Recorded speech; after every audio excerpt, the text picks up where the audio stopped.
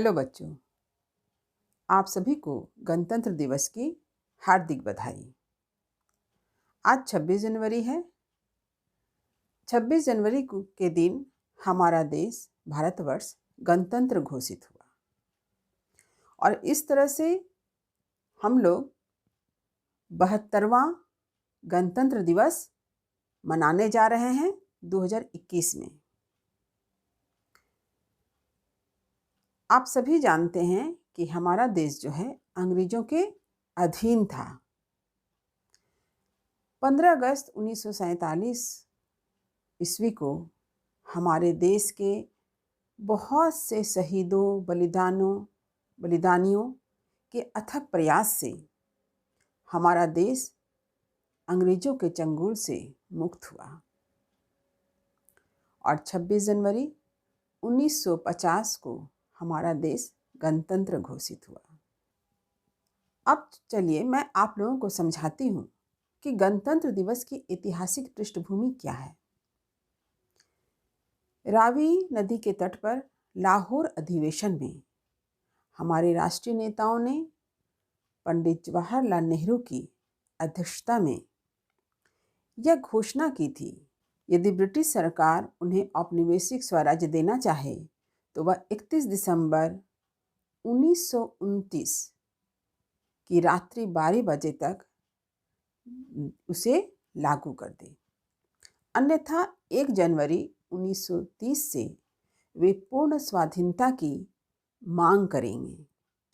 इसी स्वतंत्रता की मांग में 26 जनवरी 1930 को पूरे भारतवर्ष में राष्ट्रीय ध्वज को फहराया गया, सभाएं की गई, प्रस्ताव रखा गया और यह घोषणा की गई कि जब तक उन्हें पूर्ण स्वतंत्रता की प्राप्ति नहीं होगी तब तक राष्ट्रीय स्वतंत्रता आंदोलन जो है चलता रहेगा।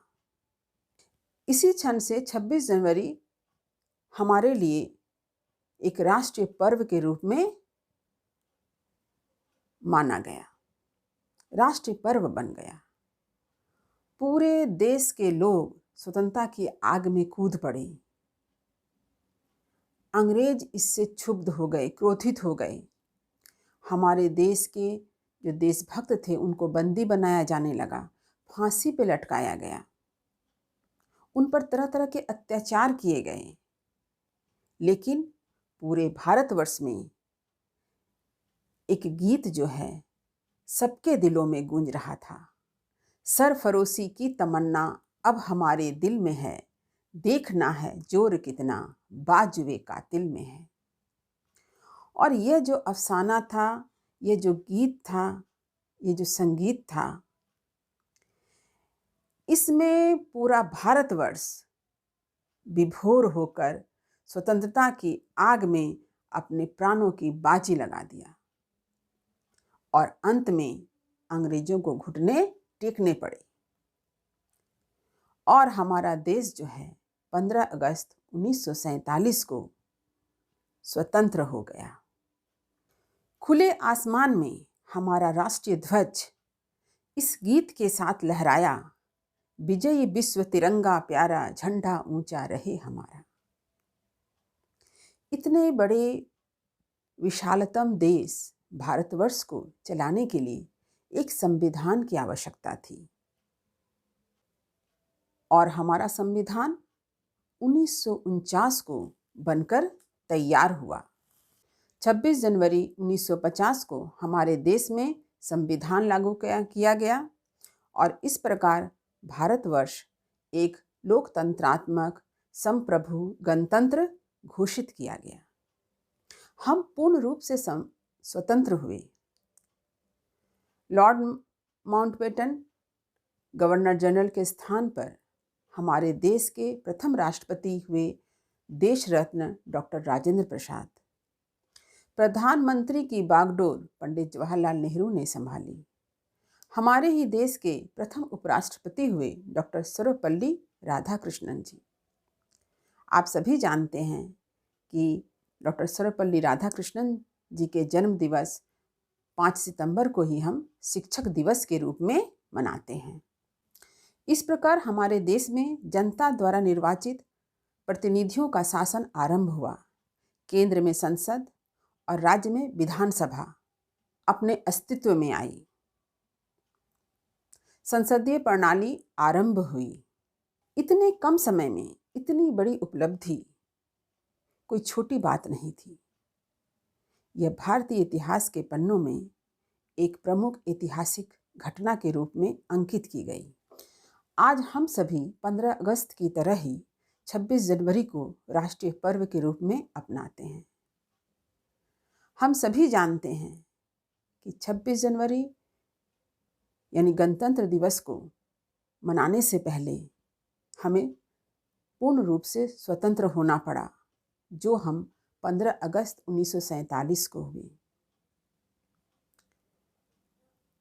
यह जो दिन है, 26 जनवरी का दिन, 15 अगस्त का दिन, यह एक संकल्प दिवस है। इस दिन हम संकल्प करते हैं कि हम अपने देश की आज़ादी को कभी खोने नहीं देंगे। हम अपने देश की आज़ादी को कभी मिटने नहीं देंगे, क्योंकि इस आज़ादी को पाने के लिए ना जाने कितने असंख्य अनगिनत शहीदों ने अपने प्राणों की आहुति दी है। रामधारी सिंह दिनकर ने इन्हीं अनाम अनगिनत शहीदों को नमन करते हुए उनकी जय जयकार करने के लिए अपनी कलम से कहते हैं, कलम आज उनकी जय बोल, जला अस्थियां बारी बारी, छिटकाई जिनने चिंगारी, जो चढ़ गए पुण्य बेदी पर लिए बिना गर्दन का मोल, कलम आज उनकी जय बोल। तो हमें आज के दिन यह सोचने की आवश्यकता है कि हम किस प्रकार अपने देश को अखंड बनाए रख सकते हैं। हम किस प्रकार अपने देश में आने वाली समस्याओं का मुकाबला कर सकते हैं।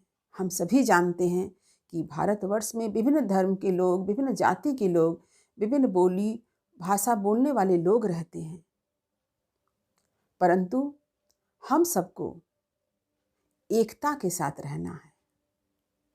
यदि हम अलग अलग रहेंगे तो बाहरी शक्ति, अलगाववादी शक्ति, सांप्रदायिकता की शक्ति जो है वो हमें तोड़ कर रख देगी, हमारा अंत कर देगी।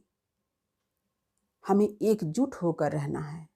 जिस प्रकार हमारे हाथ में 5 उंगलियां हैं, अलग अलग है, लेकिन जब यह मिलती है तो मुट्ठी बन जाती है, ताकत बन जाती है। वैसे ही हमें मिलकर एक ताकत बनना होगा, ताकि हम इन बाहरी शक्तियों का सामना कर सकें। ये नकारात्मक शक्तियां हैं, ये विनाश करती है। हमें सकारात्मकता की सोच के साथ रहना है, हमें मिलजुल कर रहना है। और यह कैसे संभव होगा?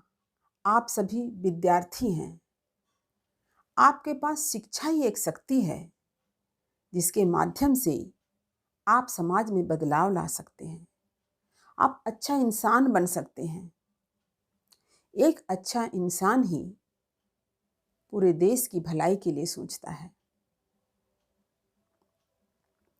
हमारे पूर्व राष्ट्रपति दिवंगत डॉक्टर अबुल कलाम आज़ाद ऐसे ही इंसान थे। आपको उनकी तरह बनना है, आपको लाल बहादुर शास्त्री की तरह बनना है, नेताजी की तरह बनना है, आपको डॉक्टर राजेंद्र प्रसाद की तरह बनना है, आपको भगत सिंह की तरह होना है, आपको सरदार वल्लभ भाई पटेल की तरह बनना है। तभी आप देश की उन्नति में अपना योगदान दे सकेंगे। आप सोच रहे होंगे कि आप कैसे अपना योगदान दें। आप अपने कर्तव्य को निभाते रहें, यही आपका देश के लिए योगदान होगा। आप विद्यार्थी हैं, आप शिक्षा को प्राप्त करें। सही शिक्षा के द्वारा, समुचित शिक्षा, समुचित ज्ञान के द्वारा ही आप एक सच्चे नागरिक बन सकते हैं। विभिन्न पदों पर कार्य करके, जैसे डॉक्टर, इंजीनियर, टीचर, नर्स, सैनिक, बहुत सारे पदों पर कार्य करके आप देश की तरक्की में अपना योगदान दे सकते हैं। आपको किसी से भयभीत होने की आवश्यकता नहीं। अगर आपके अंदर निष्ठा है, सत्यता है, तो आप अवश्य आगे बढ़ेंगे, अवश्य सफल होंगे। डॉक्टर जयशंकर प्रसाद की एक कविता, उनकी कुछ पंक्तियों को मैं आपके सामने प्रस्तुत करती हूँ और उसके बाद ही मैं अपने कथन को विराम दूंगी। वह कविता इस प्रकार है। हिमाद्रि तुंग श्रृंग से प्रबुद्ध शुद्ध भारती, स्वयं प्रभा समुज्ज्वला, स्वतंत्रता पुकारती। अमर्त्य वीर पुत्र हो, दृढ़ प्रतिज्ञ सोच लो, प्रशस्त पुण्य पंथ है, बढ़े चलो बढ़े चलो। इसी तरह आप जीवन में आगे बढ़ते रहिए और सफलता की ऊंचाइयों को छुएं। मेरी यही शुभकामना आपके साथ है। जय हिंद।